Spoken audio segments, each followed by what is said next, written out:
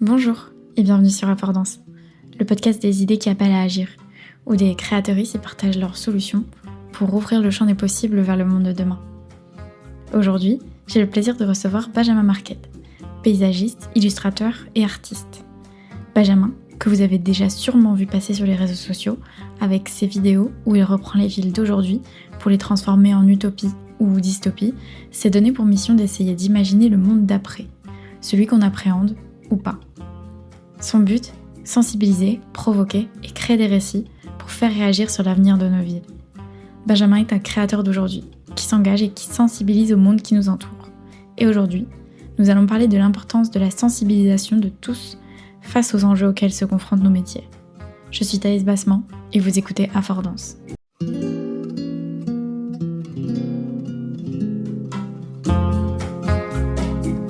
Avant que l'épisode commence, je tenais à vous prévenir. Nous avons enregistré cet épisode en extérieur, au soleil, et vous entendrez donc des bruits d'oiseaux. Mais malheureusement, vous entendrez aussi à certains moments la sirène des pompiers ou un voisin qui a décidé de percer le mur. Et je m'en excuse. J'espère que ces bruits ne vous empêcheront pas d'apprécier l'épisode. Une bonne écoute.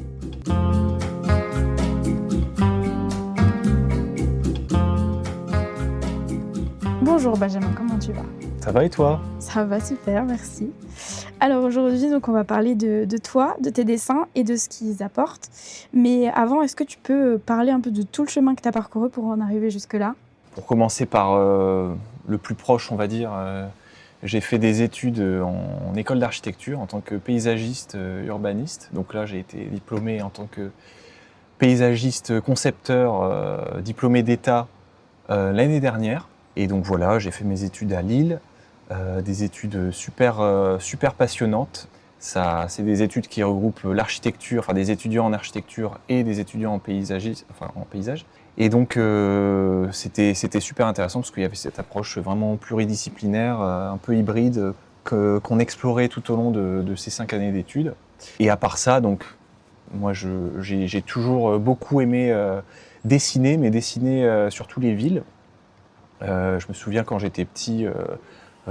J'avais 10 ans, je dessinais déjà New York, je dessinais toujours New York ou la ville de Lille justement, parce que j'avais cette passion, cette admiration de me demander, mais enfin, c'est absolument incroyable ce qu'on a réussi à bâtir en tant qu'humain, quoi, des tours, des rues même, des réseaux souterrains. Enfin, donc ça c'est pour la partie études, passion, et puis ça fait 2 ans maintenant que je suis illustrateur à mon compte. Illustrateur du coup urbaniste, paysagiste, donc c'est-à-dire que j'essaie d'utiliser cette double casquette pour illustrer un petit peu les mondes à venir, les projets urbains qui soient possibles ou impossibles. Et donc voilà. Comme toujours, avant d'entrer dans le vif du sujet, je demande toujours donc, à l'invité de présenter un objet de son choix pour qu'on apprenne à mieux le connaître, que ce soit l'invité ou le sujet. Est-ce que tu peux, toi, donc, présenter ton objet et dire pourquoi tu as voulu le ramener aujourd'hui ? Alors mon objet c'est un CD, c'est un jeu vidéo qui s'appelle SimCity. Et ça pareil, ça fait partie quand j'étais petit de cette passion justement. Il y avait le dessin comme je l'ai dit, mais il y avait aussi le fait de voir par une sorte de simulation, c'est un jeu de simulation SimCity, où tu construis ta ville. Voilà, tu dois faire des villes qui soient belles, qui soient cohérentes, mais surtout devoir la gérer. Et en fait c'est ça... C'est un peu comme souvent les architectes qui étaient fans des Sims ou de Minecraft, tu vois, qui ont, grâce à ça, pas que, mais je veux dire en partie grâce à ça, ils ont voulu faire de l'architecture. Enfin, voilà. Bah, moi, c'est plutôt, j'ai voulu être urbaniste grâce à ce genre de jeu vidéo où tu construis tes villes. Et mine de rien, ça reste un jeu vidéo, mais ça permet de vraiment comprendre tous les tenants et les aboutissants, la gestion de comment se fait une ville, et toutes les problématiques qu'il y a derrière, même si bien sûr c'est assez simplifié. Voilà, c'est pour ça que j'ai choisi cet objet qui est un jeu vidéo en réalité. Très très bien, comme ça, en vrai c'est un super objet qui parle bien de toi et en plus de ce que tu fais en ce moment. Ouais, carrément. On va du coup commencer maintenant un peu plus la discussion autour de tes dessins, autour d'une phrase de Paul Klee. Il dit « L'art ne reproduit pas le visible, il rend visible ». Dans chacun de tes dessins, donc avant de projeter le futur, tu dessines le présent. Qu'est-ce que le dessin te permet de voir dans nos villes actuelles que l'œil nu ou la photographie ne saisissent pas?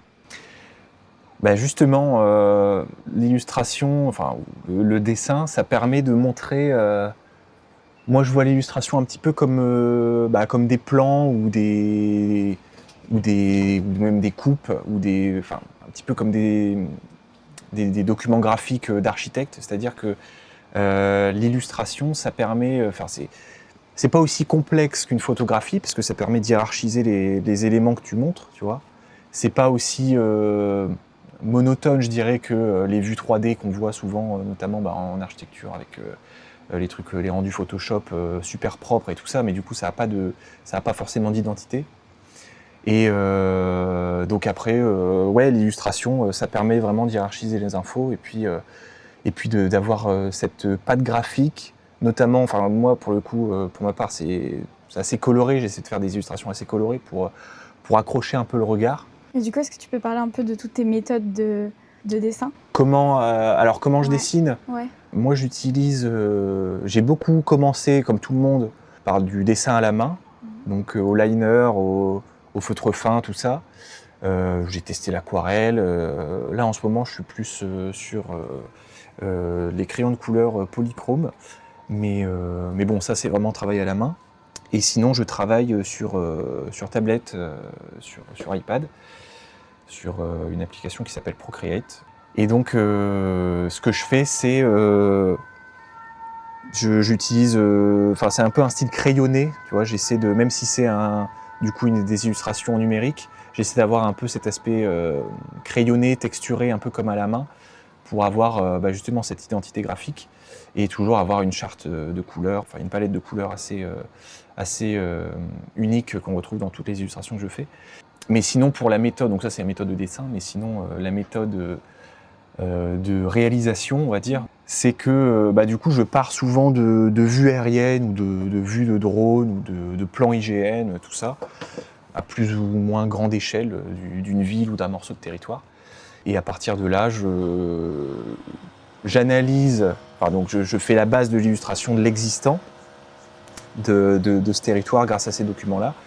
Et après, il y a tout un travail d'analyse de données, de métadonnées sur ce qui peut être fait, sur les opportunités de transformation de ce territoire que je dessine. Et à partir de ça, un peu comme un travail d'urbaniste, en fait, j'essaie de l'illustrer de manière vraiment concrète, ces transformations plus ou moins possibles, on va dire. Sur ton site, tu as écrit 3 mots: sensibiliser, provoquer et créer des récits.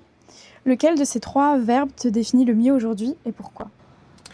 Alors je dirais plutôt provoquer, parce que ce que je fais, donc comme je disais, je fais des illustrations de possibles, comme ce que je dis souvent, c'est que j'essaie d'illustrer le plausible, c'est-à-dire ce qu'il y a entre l'utopie pure, le désirable pur et juste le faisable. Entre ces deux concepts-là, il y a le plausible, donc quelque chose qui est quand même possible, mais qui laisse un peu rêveur, tu vois. Mais provoquer, c'est surtout parce que j'aime aussi, comme je disais, je fais ces utopies, ces illustrations de projection et d'imaginaire dans l'avenir, mais je fais aussi en contraste des dystopies de ces mêmes vues, donc à travers ce que j'appelle différents scénarios, tu vois. Donc utopie, dystopie, pour avoir vraiment ce contraste. Et en fait, je trouve que c'est quand je dessine des dystopies que je m'amuse le plus et que ça intéresse entre guillemets le plus les gens, parce que l'aspect un peu, pas forcément catastrophiste, mais Provocateur. voilà, en fait c'est exactement ça, c'est des illustrations qui sont faites pour être vraiment provocantes, et pas seulement quand c'est des dystopies en mode je détruis les villes, la ville est complètement effondrée à cause d'une crise économique, la crise écologique, etc. Mais il y a d'autres scénarios que je fais où en fait j'illustre souvent ça prend la forme de méga structures, tu vois, où je prends mes inspirations souvent des concepts architecturaux des années 60, lorsque il y avait l'abondance des hydrocarbures et que du coup les architectes avaient quasiment carte blanche pour faire les villes nouvelles, tu vois. Donc ça s'est fait par les grands ensembles, etc. Donc c'est des modèles de villes qui sont devenus un petit peu dystopiques, on va dire, parce que ça a très mal vieilli. Mais moi, j'essaie de tirer le fil encore plus loin. Et donc, je sais pas, il y a beaucoup de personnes qui ont pu me découvrir sur les réseaux où j'ai pu faire les scénarios ultra provocants de imaginons si on construisait une autoroute en plein milieu de Central Park à New York, ou qu'on urbanisait ce parc aussi et qu'on y mettait les tours, la cruciforme du plan voisin de Le Corbusier. Et donc ça, pour le coup, dans mon travail, c'est ce qui m'amuse le plus, de provoquer en créant ces sortes d'urbanisme alternatif un peu dystopique, quoi. Et est-ce que, du coup, toute cette dimension, parce que j'ai vu forcément sur toutes tes vidéos, tu as toujours beaucoup de réactions, beaucoup de commentaires de gens qui donnent leur avis, qui disent s'ils aiment, s'ils n'aiment pas, qui donnent des idées, etc. Est-ce que toute cette phase un peu commune de partage, d'échange et de commentaires sous tes vidéos, tu l'avais préparée? Qu'est-ce que tu en fais, toi aussi, de tout ça? C'était fait exprès ou pas, tout ça? Justement, en fait, souvent, ces posts-là, ces travaux-là, ils font forcément très vite réagir. En fait, moi, ça m'amuse plus j'assiste un peu en tant que spectateur à ces commentaires, j'y prends pas souvent part aux débats qui sont faits dans les commentaires, parce que il y en a qui pensent que c'est du premier degré, il y en a qui voient que c'est clairement du second degré, mais justement, en fait, c'est souvent ça que je fais, c'est que je joue sur ce fil à travers ces travaux-là. Et justement, ça devient super fertile pour ouvrir les débats. Après, parce qu'en commentaire sur les réseaux, j'évite de trop y participer parce que ça peut vite partir en clash, tu vois. Et puis surtout quand c'est du second degré et que les gens se rendent pas compte, il y a d'autres personnes qui se disent, qui leur répondent et qui disent non, c'est forcément impossible tout ça. Mais par contre, là où j'entre dans le débat, c'est plus quand je fais des ateliers ou quand je participe à des conférences, etc. Et où j'ai plus ce regard d'urbaniste un petit peu plus... moi, la partie illustrateur, provocateur, on va dire, et plus la partie urbaniste. Bon, après, ça dépend des postes. Les postes purement premier degré, où j'essaie d'imaginer l'utopie d'une ville. Là, pour le coup, quand il y a des commentaires assez constructifs, et des critiques surtout constructives, là, je le prends en compte et pour le coup, là, ça devient un débat intéressant, quoi. Et du coup, est-ce que ce débat, t'en fais quelque chose dans les ateliers? Tu arrives à en faire quelque chose pour tes dessins d'après?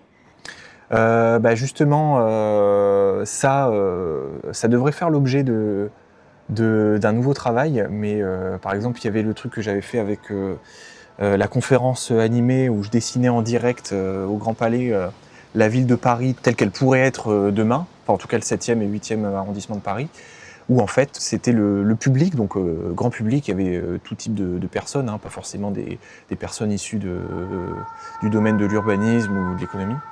Ils ont tous proposé des idées super différentes, certaines réalistes, d'autres pas forcément, et d'autres complètement irréalistes. Mais justement, en fait, c'est comme ce que je disais tout à l'heure, c'est qu'on se situe entre le désirable et le faisable. On est entre le plausible et grâce à toutes ces données que le public a données, moi j'ai pu illustrer en direct en modérant et en apportant mon regard d'urbaniste et de dessiner de manière un peu plus réaliste les aménagements, les futurs aménagements qui pourraient être faits, quoi. Pourquoi tu penses que c'est important aujourd'hui du coup de provoquer des réactions, en tout cas chez les gens, chez aussi le public que tu peux croiser sur les réseaux sociaux? Pourquoi c'est important de de provoquer aujourd'hui? Parce que maintenant, en fait, il y a tellement sur la question du contenu, il y a tellement de contenu.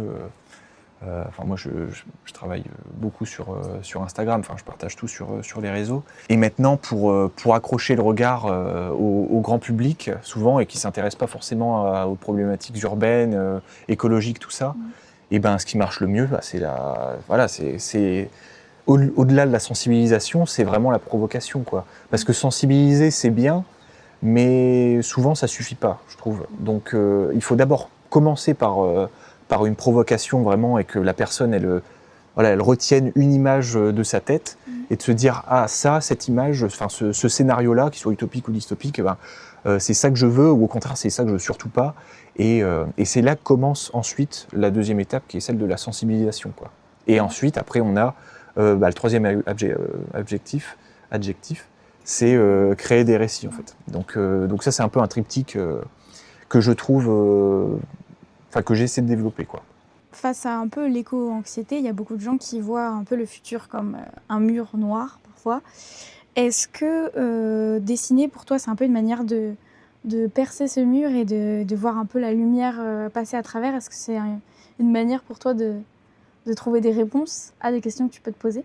Moi, je suis un peu pessimiste de base quand même. Enfin, le mur, je vois bien l'image vraiment qu'il y a un mur en face et puis on continue à appuyer sur l'accélérateur, tu vois, et au lieu d'appuyer sur le frein.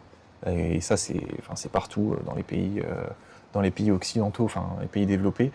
Et j'avoue que au fur et à mesure des documentations que j'ai pu avoir, je suis de plus en plus assez pessimiste, même si bon, il y a des, je veux dire, si j'étais que pessimiste, je dessinerais pas des imaginaires utopiques, mais justement, c'est le fait de dessiner, d'illustrer de manière concrète et pas schématique ce à quoi pourraient ressembler nos villes demain et les transformations qui pourraient être faites.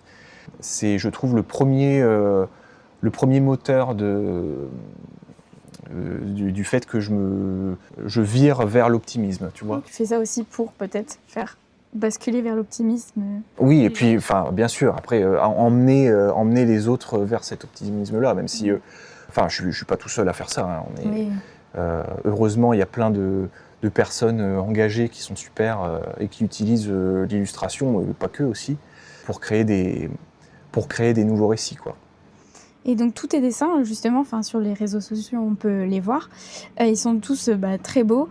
Et il y a du coup beaucoup de personnes qui te suivent et qui prennent le temps de regarder pendant plusieurs minutes ton dessin, ton process de dessin. Mais est-ce que tes dessins, ils sont pas trop beaux pour être vrais parfois? Trop beau pour être vrai, oui. En tout cas, dans l'aspect purement graphique, c'est, comme je disais, c'est un style très coloré, très tout ça, et même que ce soit les scénarios utopiques ou dystopiques.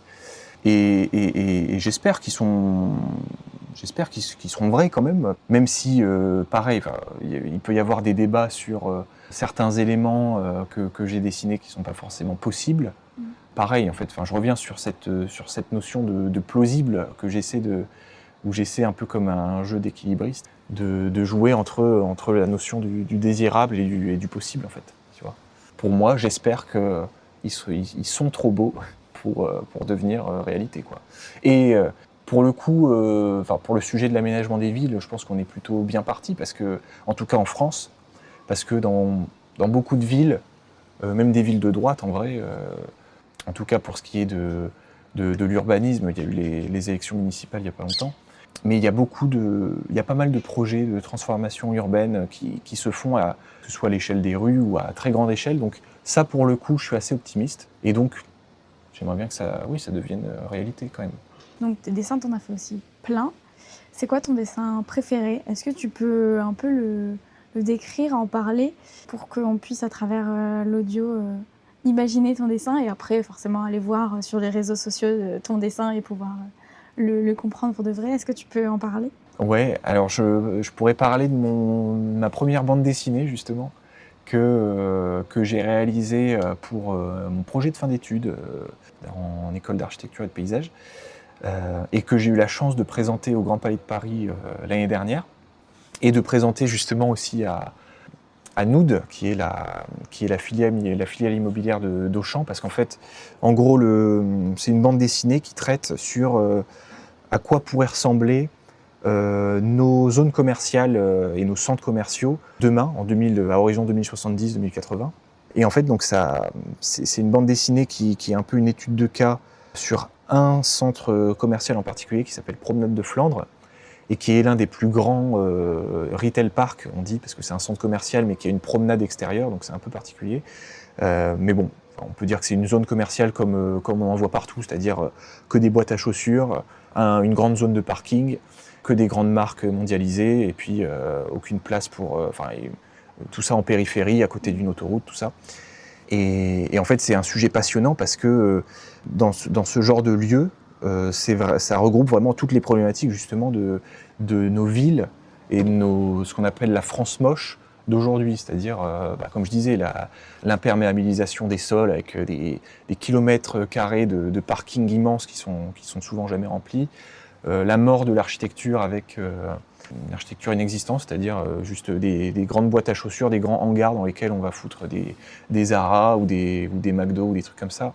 Et puis surtout, c'est un modèle qui vient des États-Unis, qui n'est pas du tout viable sur le long terme, parce qu'aujourd'hui, on cherche à créer des villes du quart d'heure, c'est-à-dire des villes et des quartiers dans lesquels on trouve tout ce dont on a besoin dans un périmètre qui soit accessible en moins de 15 minutes à vélo ou à pied, ou en transport en commun.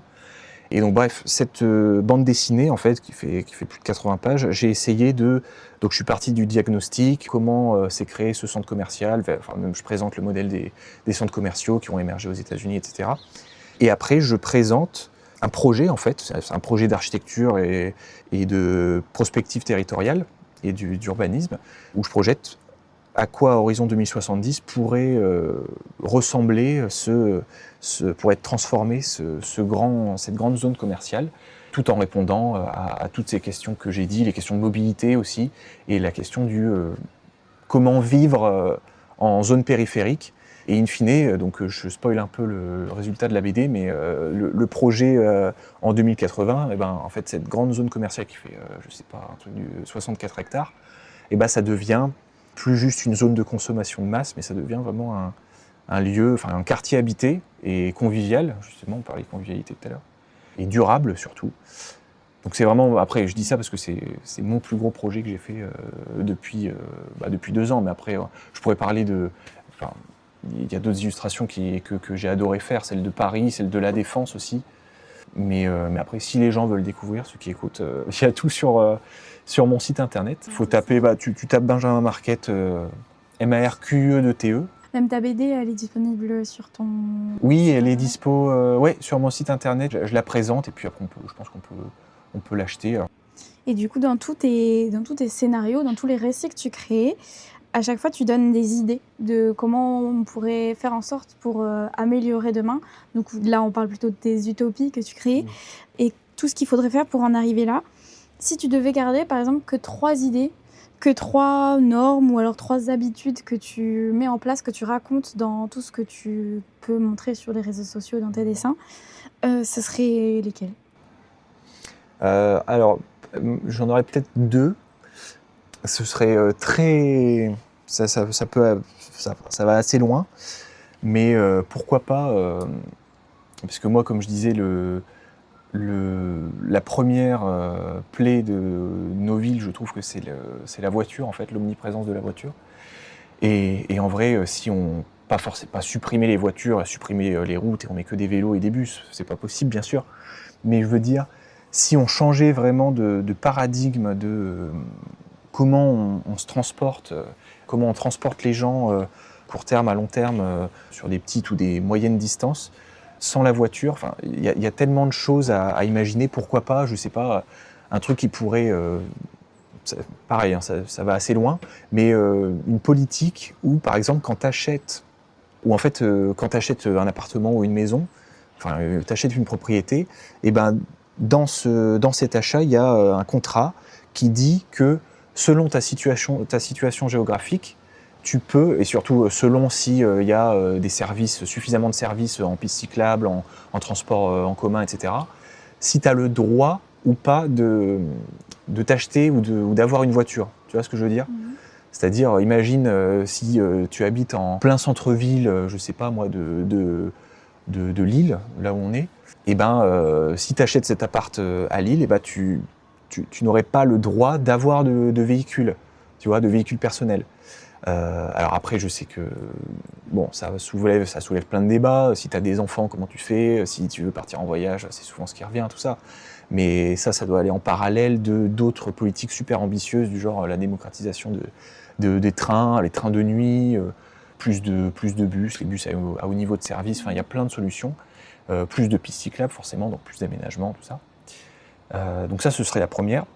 Okay. Et la deuxième, pourquoi pas essayer d'imaginer dans certaines villes, c'est pas possible partout, dans les villes trop denses, c'est forcément pas possible, mais d'avoir dans certaines communes ou dans certaines villes un réseau de parcs, tu vois. Parce que souvent dans les villes, il y a 1, 2, 5 parcs un peu emblématiques où les gens aiment se retrouver. Une solution qui pourrait être assez simple, ce serait de relier ces parcs par des sortes de grands corridors, des trames vertes en fait, un petit peu, mais des vrais corridors, je veux dire, qui soient à 70% en pleine terre, quoi, tu vois, c'est-à-dire perméables, sur lesquels en fait tu peux passer d'un parc à l'autre sans passer par une rue ou par un grand boulevard, une grande avenue avec plein de bagnoles, où tu passerais par ce grand corridor vert. Et du coup, pareil, ça répondrait partiellement aux problématiques d'îlots de chaleur, tout ça. Donc, ce seraient mes deux, je pense, politiques sur la réglementation d'achat, on va dire, de véhicules, et ce réseau ou ce système de parcs dans les grandes villes. Donc ça, pour toi, c'est les deux grandes idées à garder et à possiblement mettre en place Ouais, carrément. Et aussi, après peut-être une troisième, mais c'est de s'inspirer simplement, je trouve, de certains quartiers aux Pays-Bas, je trouve, parce que ils ont un modèle d'urbanisme, enfin pas partout, mais il y a pas mal de quartiers où ils ont à peu près compris comment densifier de manière durable, c'est-à-dire pas faire trop dense pour que ça apporte trop de complexité à la cité, pas faire d'étalement urbain. Donc ils ont vraiment réussi à avoir un entre-deux, je trouve, dans la méthode d'urbanisation qui est assez intéressante. Donc là, du coup, on a parlé plutôt de 3 idées plutôt utopiques qui pourraient possiblement être réalisées, les 3 que tu aimerais voir être mises en place. Mais à l'inverse, tu fais aussi des dystopies. Est-ce que tu pourrais, par exemple, parler donc aussi peut-être 3 idées que tu as eu l'occasion de dessiner et qui sont des choses à vraiment éviter et à ne vraiment pas mettre en place ou à tout faire pour éviter ces habitudes, ces normes Pour revenir sur le sujet de la voiture, il y a cette fameuse autoroute en plein cœur de Central Park que j'ai dessinée. Et, qui a fait débat. Ouais, parce que en fait, le pire, c'est que ça aurait pu ressembler à ça. Dans les années 70, enfin 60-70, avec l'avènement de la voiture individuelle.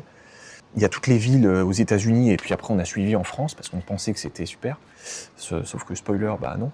Mais genre Los Angeles, par exemple, c'est l'une des pires villes, j'y suis jamais allé, mais c'est vraiment le modèle où, pour aller à la boulangerie qui est à 14 km, tu es obligé de prendre ta voiture, il y a rien du tout, la moitié des espaces publics, c'est des parkings ou des routes. Et New York, c'est l'une des seules villes aux États-Unis qui a réussi à éviter ça et d'avoir vraiment un aménagement urbain qui soit vraiment assez réussi, je trouve.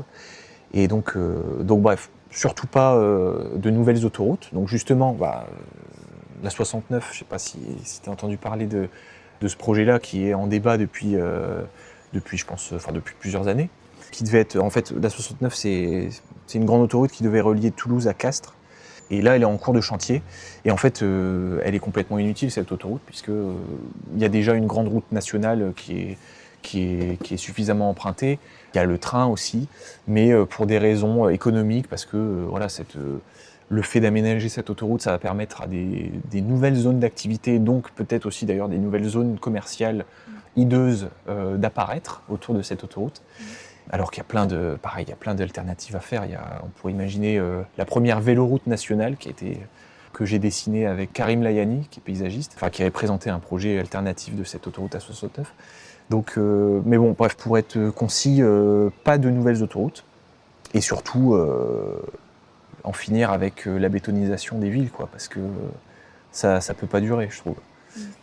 Et donc du coup, oui, tu as été exposé au Grand Palais, tu as pu faire pas mal d'expos, ton travail est connu sur les réseaux sociaux. Est-ce que du coup tout ça, le dessin, l'illustration, toi tu arrives à en vivre ? Alors j'ai la chance d'en vivre. Donc, comme je disais, j'ai commencé il y a 2 ans. Et c'est notamment grâce au Grand Palais, comme tu dis, en fait, aux réseaux sociaux que les gens me découvrent et souvent viennent vers moi pour des commandes, pour des contrats. C'est souvent les collectivités, les acteurs du territoire, en fait, que ce soit les mairies, tout ça. Et donc c'est passionnant. Ça peut toucher le Scott, justement, où je dois illustrer une grande fresque pour le schéma de cohérence territoriale ou pour l'Adréal. J'ai aussi dessiné pour les municipales, avec certains candidats aux municipales, à Lyon, à la Madeleine ou encore à Lille. Et donc c'est vraiment passionnant et j'espère que je pourrai continuer à en vivre, même si il y a toujours cette peur de l'avènement, du développement de l'IA. Et ça, c'est un peu la peur de tous les illustrateurs. Donc j'essaie de tirer mon épingle du jeu à travers un concept que je développe. Donc il y a le concept de scénario, justement, utopie, dystopie. Mais il y a surtout le concept de macro-illustration. Donc la macro-illustration, c'est quoi déjà ? Ce que j'appelle comme ça, macro-illustration, c'est des illustrations à grande échelle, et donc à très grand format aussi, donc c'est genre 2:0, qui sont ultra détaillées, donc qui s'attachent vraiment au réel, à un quartier, etc. Donc comme ce que j'ai pu faire pour Paris, Lille, la Défense, etc. Où ça montre concrètement les aménagements qui pourraient être faits par une vue aérienne. En fait, c'est une grande vue aérienne axonométrique. Et en fait, j'essaie d'utiliser, comme je travaille numériquement sur tablette, je peux du coup jouer avec les différents calques. Tu vois, chaque élément est dessiné sur différents calques, ce qui permet en fait d'avoir cette flexibilité dans l'illustration et de pouvoir la modifier à ma guise, mais aussi à la guise du commanditaire, de la ville par exemple. Et l'objectif à long terme de ces macro-illustrations, ce serait qu'elles soient un support pour les villes, un support et un outil de communication, de débat, d'imaginaire, etc., qui puisse évoluer au fil des années, tu vois, en gardant vraiment le même style graphique forcément, et la même base, tu vois, un peu comme un plan en fait. Un plan, mais là, ce serait version illustrée et en 3 dimensions, on doit dire, en 3 dimensions, mais en volume. Et donc ça, c'est un petit peu le concept que j'essaie de développer, justement, et que l'IA ne peut pas encore totalement faire. C'est-à-dire que l'IA donne des images figées, tu vois, un résultat final, qui est souvent d'ailleurs avec plein de défauts. Mais voilà, mon ambition, c'est vraiment d'avoir des illustrations qui soient vraiment des outils de médiation aussi, évolutifs et flexibles. Et justement, donc, ces macro-illustrations, et les illustrations que je fais, ça peut être utile pour les villes, les collectivités pour qui je travaille souvent, mais ça peut aussi être utile pour les architectes, parce que souvent les architectes, surtout lors d'appels d'offres, enfin de concours d'architecture, ils font appel à des illustrateurs pour dessiner le projet et pour donner un petit peu envie aux maîtres d'ouvrage. Et donc, j'en profite tant que je suis là pour dire que je suis aussi ouvert à l'illustration pour des agences d'architecture, et tout en utilisant justement, comme je disais, ce concept de document graphique qui soit évolutif. Quand tu dessines donc tout ça, ton plus grand espoir, c'est quoi ? C'est qu'un décideur politique s'inspire d'un de tes dessins pour changer une loi ou créer une loi ? Ou alors c'est qu'un enfant décide de devenir urbaniste ou illustrateur en te regardant ? Moi, j'aimerais beaucoup toucher les deux, en fait. C'est-à-dire le haut de l'échelle, ceux qui ont le plus de pouvoir et ceux qui en ont aujourd'hui le moins. Donc malheureusement d'ailleurs. Mais carrément, moi, si je peux donner des petites lueurs d'espoir à des personnes qui s'y connaissent pas en transition écologique, en transition urbaine, etc., ça peut... Et puis surtout donner des nouvelles idées aux mairies, par exemple. Et surtout, comme je dis, comme on revient à ce qu'on disait au début, c'est-à-dire d'abord provoquer, ensuite ce qui permet de sensibiliser, et par la sensibilisation, la création de récits. Et pour le coup, ça, je pense que ces 3 données-là peuvent permettre de faire changer les pensées et développer de nouvelles idées pour le grand public ou pour les politiciens, quoi. Au fond, tu penses qu'un dessin, ça peut changer le monde ? Ou au moins changer la manière dont on le regarde ? Changer le monde, ce serait... ambitieux. Ouais. Mais... Non, mais en fait, moi, je suis pas tout seul. Il y a plein d'autres illustrateurs, illustratrices qui sont super talentueux et talentueuses et qui font un travail de fou. Et puis, et justement, c'est pas juste mes dessins qui vont permettre de transformer, mais c'est le fait qu'on s'y mette ensemble, enfin le collectif, tu vois, l'ambition l'ambition collective de changement.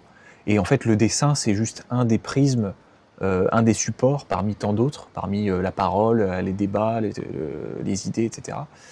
Donc c'est vraiment un tout, quoi, en fait. Mais c'est un support accessible un peu plus à tout le monde. Oui, ça aussi, bien sûr. C'est pour ça qu'il y a quand même un rôle... Et oui, et justement, quand on parle de créer des récits, les récits, ça parle à tout le monde, plutôt que, comme on dit souvent, une image vaut 1000 mots, mais surtout, il y a encore mieux qu'une image, c'est un récit, une mini BD. C'est pour ça que j'aime beaucoup aussi le format bande dessinée, parce que c'est vraiment typiquement le genre de format qui parle à tout le monde, surtout en ce moment, parce que les BD après Covid, elles ont, les ventes en tout cas, elles ont grimpé en flèche, donc c'est super parce que ça permet d'être pédagogue tout en restant assez simple, tu vois, en schématisant parfois les choses. Et donc le combo illustration, voire macro-illustration, plus mise en récit sous la forme de bande dessinée, je trouve que ça, pour le coup, ça marche bien. Ça peut changer le monde. Ça peut changer, ouais, carrément. Donc on arrive déjà à la fin de la discussion. Et comme d'habitude, je termine toujours par une dernière question. Une question un peu plus globale. Qu'est-ce que construire demain, ça signifie pour toi ? Construire, arrêter de faire trop dense. Enfin, là, bon, c'est une réponse un peu pragmatique, mais ouais, arrêter avec la philosophie du zoning, tu vois, l'urbanisme de zone, arrêter surtout avec l'étalement urbain, et puis arrêter avec les quartiers pavillonnaires, peut-être réinventer le pavillon et réinventer l'urbanisme pavillonnaire, le mitage comme on dit. Et moi je pense que essayer de trouver un équilibre pour faire des villes qui soient plus apaisées, sans qu'elles soient trop denses, mais non plus sans qu'elles soient trop étalées, quoi. Un entre-deux, et justement ça c'est des réflexions qui commencent à être de plus en plus pensées par la majorité des gens, et ça c'est plutôt une bonne chose, je trouve. Merci beaucoup Benjamin d'avoir accepté de partager tes idées aujourd'hui. Merci pour ton temps, pour ton engagement et pour tes idées dont tu as parlé aujourd'hui et qui, j'en suis sûre, inspireront les créateuristes d'aujourd'hui pour le monde de demain. Merci aussi à vous d'avoir écouté cet épisode d'Affordance. Merci d'avoir pris un peu de votre temps, chez vous ou au boulot, pour nous écouter. N'hésitez pas à découvrir le travail de Benjamin Marquet, que ce soit en ligne, mais surtout sur ses réseaux sociaux. Et tant que vous y êtes, pensez à vous abonner à affordance.podcast sur Instagram pour ne rien manquer des prochains épisodes. Je vous souhaite une très belle journée. Merci de nous avoir accordé un peu de votre temps. Prenez soin de vous et du monde qui vous entoure. À bientôt.